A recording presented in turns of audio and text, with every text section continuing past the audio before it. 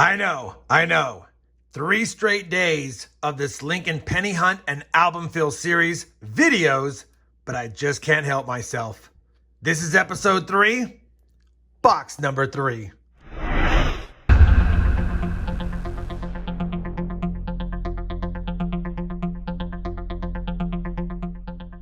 Hey everyone, it's Rob with RobFindsTreasure, and that's right, we're doing 3 straight days of this Lincoln Penny Hunt and Album Fill series. I've decided that it's so much fun to go through these boxes and fill an album. I haven't done this in a while, and doing this with pennies is really giving me all the fun feelings I could ask for.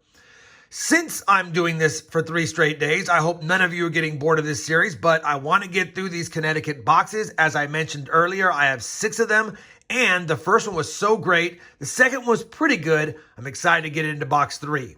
As a reminder, if you haven't watched the first 2 videos of this series, I will have a link to the playlist down below, and I'll put a convenient link up here. Be sure to check it out before watching episode 3. That being said, if you've already been caught up and you're waiting for the next video, this is it. And we have 66 of the 234 spots filled in the album. And I even have a tube of ones that would go in the album, but I'm holding out for better ones. Obviously, the S-minted ones are a little bit brown, but I don't see a lot of those. That's the best ones I have found through 2 boxes. We've got a pretty good amount of wheat cents. As far as in the teens, we have a 17 and 18, but I'm hoping to score some more older ones in the 30s and less this time, or at worst case, adding some of the ones from the other years that we don't have the mint from. Now, being in Connecticut, we see a lot of Philadelphia mints, not a lot of San Francisco, and not a lot of Denver, so it's been tough filling those up. But as this series progresses and I hunt boxes from my area or other areas, then I should be able to find those ones we're missing. Now that we're all caught up, now that we know where we're at, it's time to open up box 3 and see if we have any great enders. I'll bring you back when it's time to open the box. Thought I would take a quick second and thank Penny Hunter. He's the one that made the trade with me for these Connecticut boxes. So if you'd like to check out his new channel, please do so. And thank you, Penny Hunter, for the 6 Connecticut boxes. All right, box number 3. Hopefully it's an easy open. I've been struggling on the boxes lately. Feels like it's going to go well, I think. There we go. Let's see what we got on the top side. Looks like we have an old one here. Let me just double check this really quick. We've got a 40-something wheat cent, so we're off to a good start with the wheat cent there. And I don't see any other wheat cents at first glance, but it looks like it could be a good box. I also don't see a lot of Canadians. I don't see any Canadians in this box, at least on the ends, but I'm sure we'll see many of them. All right, let me push this back. Let me begin the hunt. And as a quick reminder, if you want one of my mats, I have a link to those down below, and I'll put another link up there as well. Fingers crossed, we score some goodies.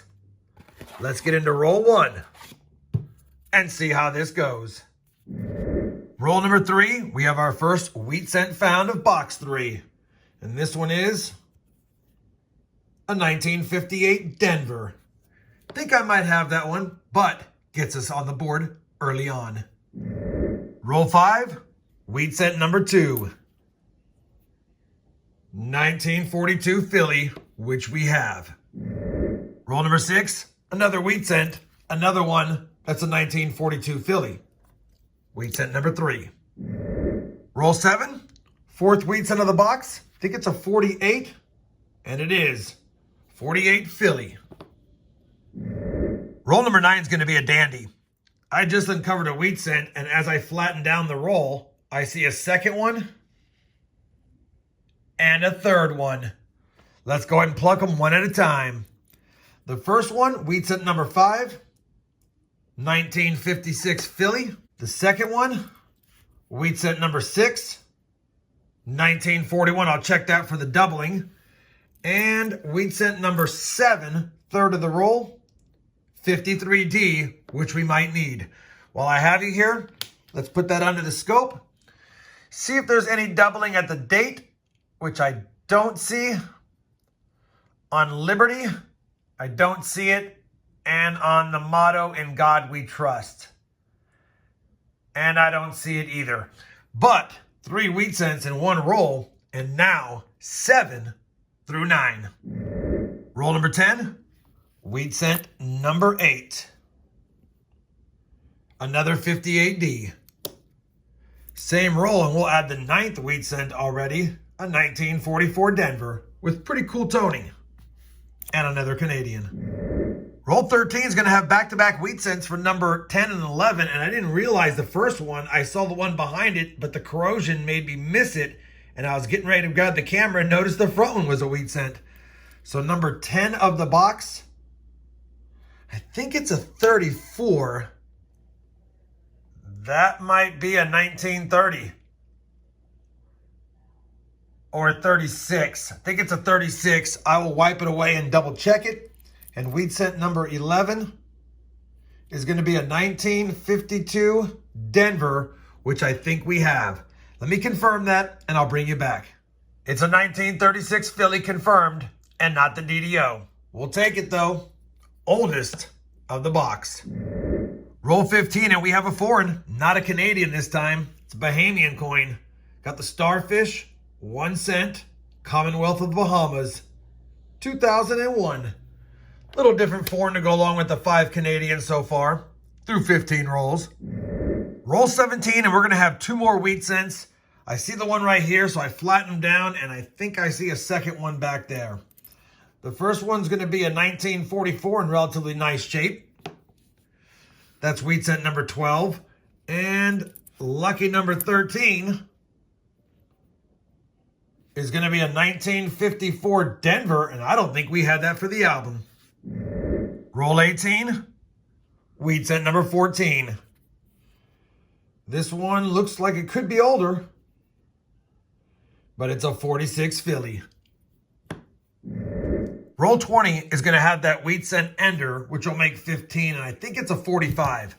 Let's see what it is and see if there's any friends with it.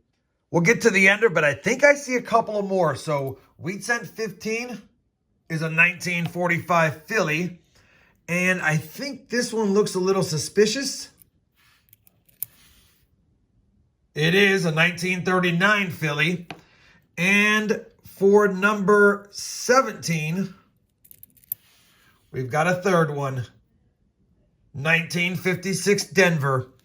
I don't think there's another one in here, but if there is, I'll bring you back. Roll 22, already at wheat cent number 18.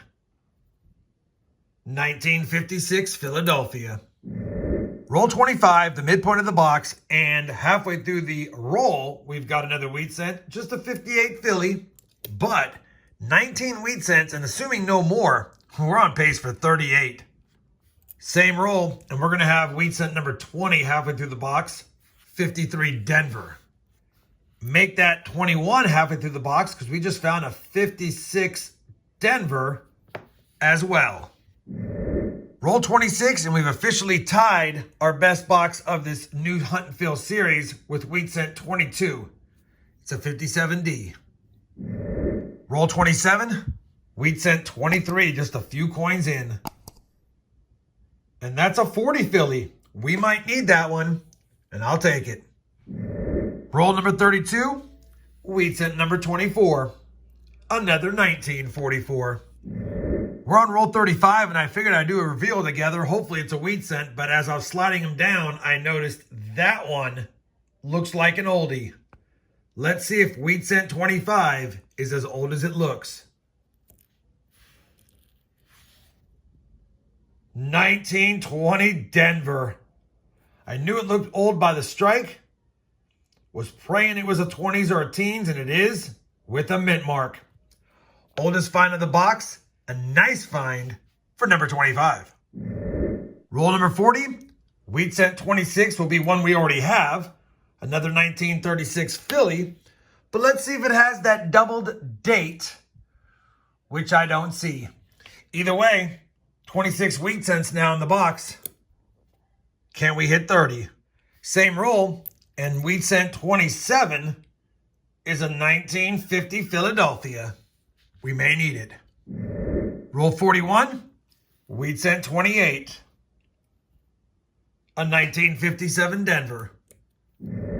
Roll 46, wheat cent 29, one more for 30.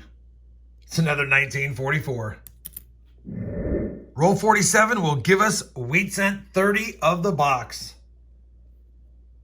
57 Denver. We're on roll number 48, and I haven't been showing the Canadians, but we have 21 of them.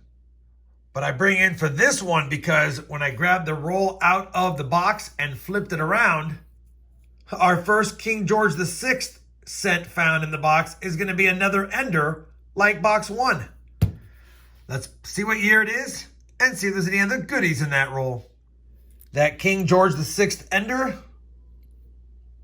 1950. And the last one was a 1949 from box 1, so that's kind of cool. Last roll of the box, got a little last roll luck. Wheat cent 31 could be older. We'll have to see. Wheat cent 31, 1924. Had that been a Denver, that would be a semi-key date, but a 1924 is definitely needed. And I can tell by the patina on the back, it had to be old. Thought 20s, prayed for 20s, got the 20s. 31 wheat cents, that many left. Same roll, and we get a parting gift. I almost didn't even notice it. I went to pick it up, saw that it was a wheat cent. What year is it? 1942. Looked like a 43 copper, but we know it's not that. 1942 Philadelphia, 32nd wheat cent of that fantastic box. I'll finish the roll and be back for a wrap-up. Well, we finished that great third box of this Penny Hunt and Fill series. Third box from Connecticut. It bested the first box, a total of 32 wheat cents. 15 in the 50s, 12 in the 40s, 3 in the 30s, and 2 in the 20s. We also got 22 Canadian cents, 4 being the Laureate portrait, 1 being King George VI, the rest being more modern. We also got that Bahamian coin, 23 foreigns in the box. 9 1959s, and while these are not great examples of some of the copper cents, I did pull out some of the better examples as I found them and upgraded them. So we'll see if any of these are usable for the album. Some probably won't be, but I'll hold on to them in the tube that I got over there. I also pulled a handful of other more modern cents out that might be able to be used, but we'll see. Either way, next step is for me to go ahead and plug them in the album and see what we add and what we upgrade. I do want to make mention that that was a really good box of copper cents. We got quite a bit in there, almost a full cup. All right, I'll be back with a look at the album and let you know how many we added to the 66 out of the 234 we have currently. All right, another productive hunt. We were able to add 20 coins to the album. We actually upgraded a few copper cents and a few wheat cents. And we added 8 wheat cents to the album. A total of 86 slots now filled. And actually, we have 89 slots because I put a wheat reverse there, a Lincoln Memorial cent reverse there, and I decided to add in that 2000 wide AM that I found in the first hunt to the 2000 spot anyway to make it a variety. But 86 out of the 234 spots are now filled. So we are basically just past 1/3 of the album filled through 3 boxes. Of course, a lot of those are the more modern stuff. And I will also point out that I did stick in a couple of better, almost red 70s cents and 60s cents. Like this 1964 is not the greatest. And I'll hold out for another better example like that. But I wanted to put a couple of close calls in here to give it a little bit more of a full look. Either way, 86 out of 234, 3 episodes down. We have 3 more Connecticut boxes to go. And if we can score some more older wheats, like we have already on this page, 4 of them on the first page, that's not that bad. Hopefully you enjoyed this 3rd episode of this Penny Hunt and Fill series. If you did, I'd appreciate a thumbs up. And as always, everyone, happy hunting and thanks for watching.